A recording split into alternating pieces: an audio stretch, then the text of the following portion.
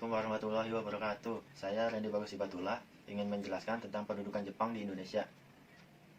Jepang pertama kalinya tiba di Indonesia pada tanggal 11 Januari 1942, yaitu di Tarakan, Kalimantan Utara, yang pada saat itu Indonesia sedang dikuasai oleh Belanda.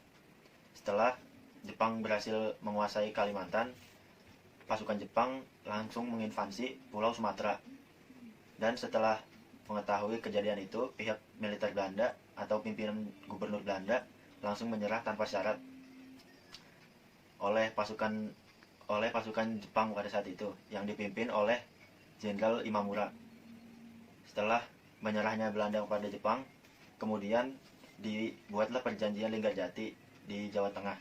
Setelah perjanjian Linggarjati, Belanda pun pergi dan kembali ke negeri asalnya dan membuka lembaran baru untuk pemerintahan Jepang berkuasa di Indonesia. Setelah Jepang menguasai Indonesia secara keseluruhan, sistem tatanan masyarakat di Indonesia digantikan dan diperbarui oleh pemerintahan Jepang.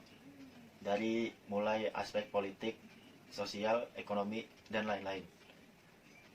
Dalam bidang politik, Jepang membentuk beberapa organisasi-organisasi untuk membantu atau untuk mendapatkan simpati dari masyarakat Indonesia. Yang pertama itu ada dari aspek politik. Yang pertama, organisasi Putra atau Pusat Tenaga Rakyat. Pusat Tenaga Rakyat ini dipimpin oleh orang Indonesia. Gunanya dibentuknya Putra ini untuk mendapatkan simpati masyarakat, terutama para pemuda, untuk membantu pemerintah Jepang dalam menghadapi permasalahan-permasalahan ataupun menghalau lajunya sekutu di Indonesia. Yang kedua itu dari organisasi PETA atau Pembela Tanah Air. Organisasi ini dipimpin oleh orang Indonesia juga. Organisasi ini bertujuan untuk mempertahankan tanah air atau Indonesia dan juga menghalau sekutu masuk ke Indonesia. Yang ketiga ada Masyumi atau Majelis Syuro Islam Indonesia. Majelis Syuro Islam Indonesia ini terdiri atas beberapa organisasi Islam besar lainnya. Yang pertama NU, yang kedua Muhammadiyah, yang ketiga Serikat Islam, dan lain-lain.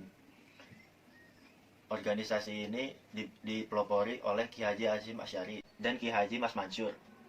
Organisasi ini didirikan dengan tujuan untuk mendapatkan simpati masyarakat atau mendapatkan simpatisan dari umat Islam di Indonesia. Mengapa? Karena umat Islam di Indonesia paling anti oleh pihak kolonial Barat. Yang kedua, di bidang ekonomi. Di bidang ekonomi, pemerintah Jepang mengeluarkan atau mewajibkan sistem tanam wajib, yaitu masyarakat diwajibkan untuk menanam tanaman-tanaman tertentu. Yang pertama itu tanaman karet, yang kedua tanaman kina, yang ketiga itu tanaman jarak. Ketiga tanaman ini merupakan komoditas utama yang paling laku di pasaran internasional.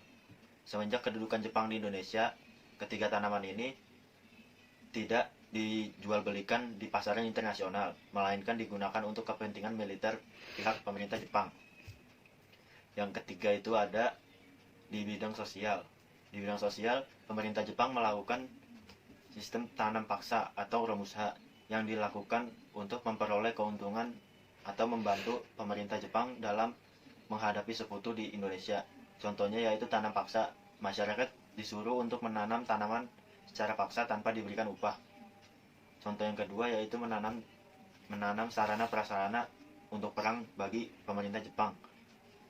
Sekian dari saya, kurang lebihnya mohon maaf. Wassalamualaikum warahmatullahi wabarakatuh.